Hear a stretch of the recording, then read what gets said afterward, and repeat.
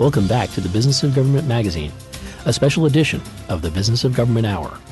Vice Admiral Mark Harnitchek, Director of the Defense Logistics Agency, is charged with providing full-spectrum logistical support to the armed services and civilians around the world, every day, and for every major conflict over the past 5 decades.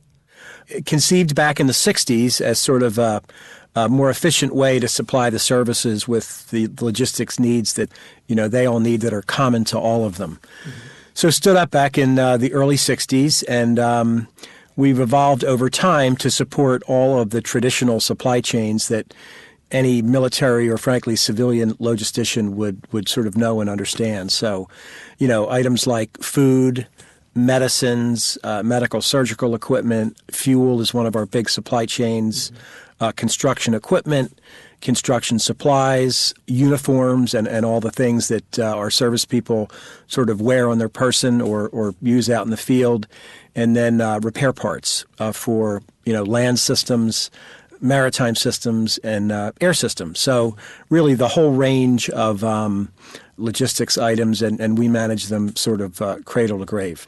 So we truly sell them to our service customers, and they reimburse us, which goes right back into our working capital fund to buy the next thing that we need. So it's really a simple funding mechanism. I mean, even a guy like me who's not an accountant or knows nothing about business can easily understand that. Logistics is a cost driver that must be managed with deliberate precision. Since Admiral Harnitchek arrived at DLA, he's focused on significantly improving its performance while dramatically reducing its cost.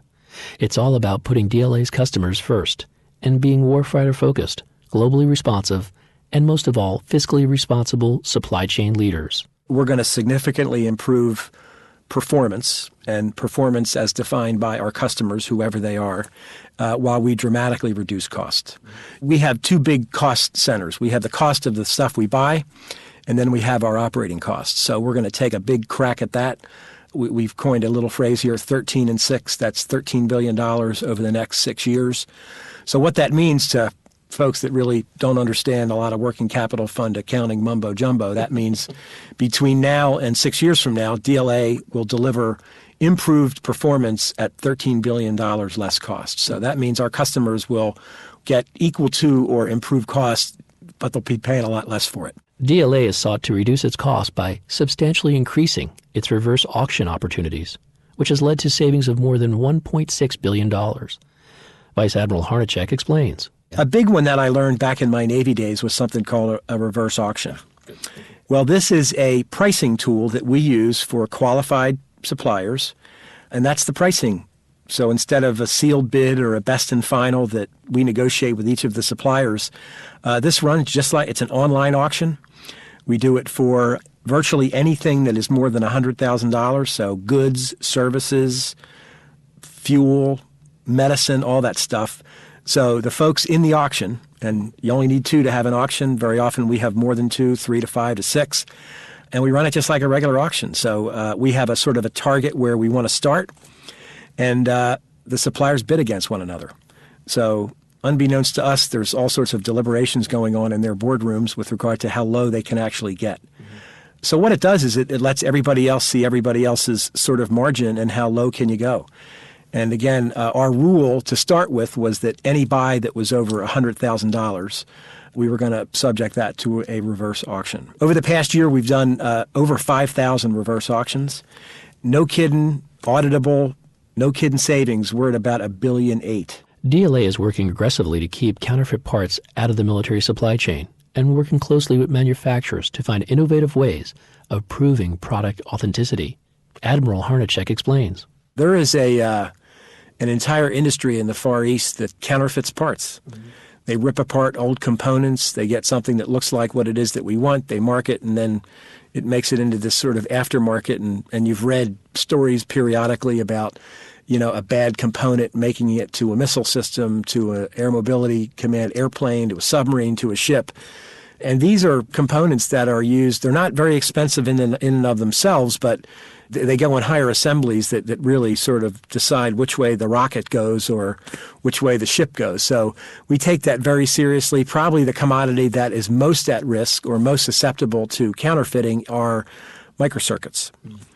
So each microcircuit that you'll see, and open up a piece of electronics at home, your stereo, your cell phone or whatever, that'll have a microcircuit on it, and every microcircuit has an inked marking. So for all DLA-managed microcircuits, we are impregnating that ink with plant DNA. And again, you don't have to be a PhD to determine it. You get one of those little lights that TSA uses, you shine it on the ink, and if it doesn't flash a certain color, it's not a good component. So we're doing that, I want to say, with probably 25 to 35 of our microcircuit manufacturers, and we've had a healthy discussion with the microcircuit manufacturers over whether that's a good idea or not. But as the guy that's responsible for good components in the supply chain, this is not a fail-safe method, but I feel a whole lot better about the goodness of our microcircuits. If they flow through a system that either keeps them out to begin with, and the final fail-safe is, does it have that DNA mark? And of course, anybody with a light can be a counterfeit tester. Sure. So we started that about a year ago, and it's been pretty successful. And of course, we will expand that to other commodities as well. And again, this is not something we thought of. The cosmetic and the handbag industry has been doing this.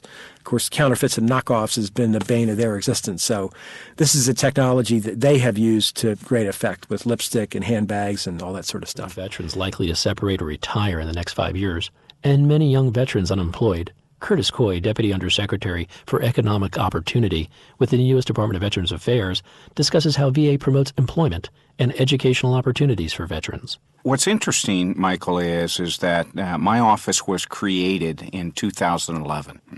And it was created principally to consolidate a number of different programs that have economic opportunity written all over them. So, for example, in my purview, I have all things GI Bill, or education for veterans.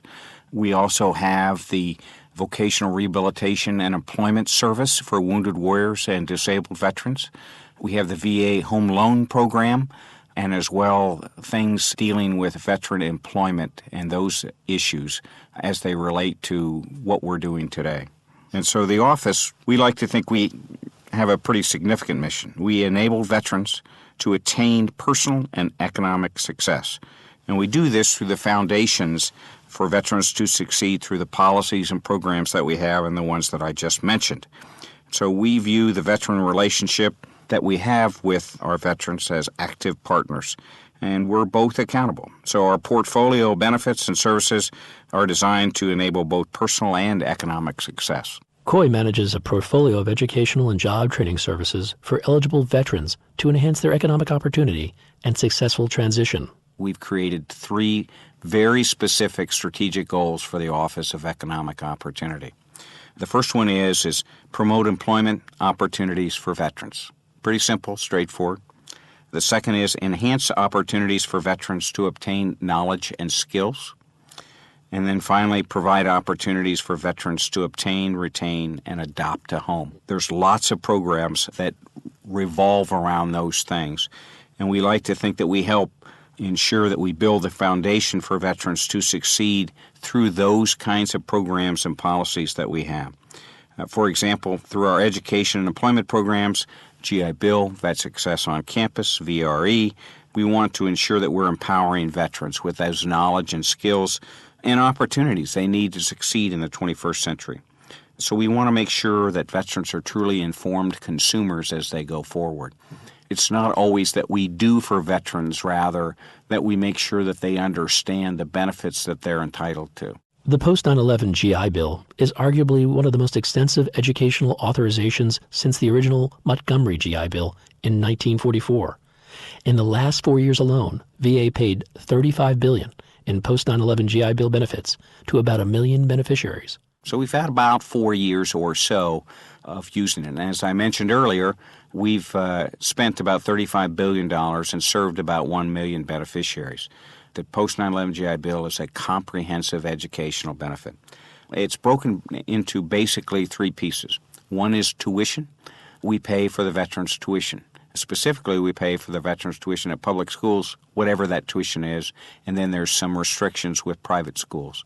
We also provide up to $1,000 for book stipend for veterans as they go through this, and then finally a housing stipend.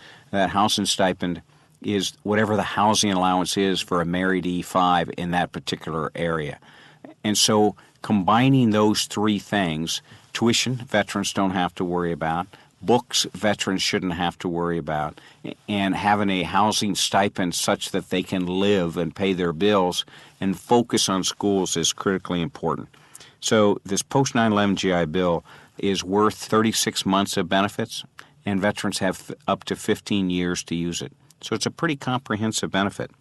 And so what it allows for is it increases that accessibility to higher education for veterans and their dependents, by the way. One unique aspect of this post-9/11 GI Bill is that veterans can provide some of those 36 months of benefits to their spouses and or dependents. They have to make that election while they're still in the service. The GI Bill has never been available to beneficiaries other than the veteran themselves. So that's another key aspect of it. Curt Coy, Deputy Undersecretary for Economic Opportunity within the U.S. Department of Veterans Affairs, underscores why hiring a veteran makes good business sense. And it's one that I spend a lot of time on, not only speaking to constituent groups, but also speaking to employers. And whenever I talk to them about hiring veterans, the first thing I say to them is, hiring a veteran makes good business sense. And then I go into explaining why it makes good business sense. The military experience that veterans bring to the workforce makes them resilient, motivated to succeed, dependable, and reliable. Billions of dollars have been invested in training of this specifically post-9/11 generation of veterans, and it's one of the most tech-savvy and broadly skilled military forces in the world. Think about all of these veterans and the amount of tools that they've used in the military, and they're now coming into the workforce. Veterans, I tell them, are a good investment.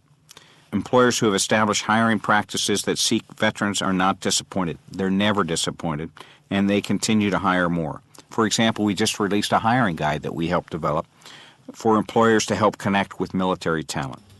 Next up, Insights from Leaders, when the special edition of the Business of Government magazine returns.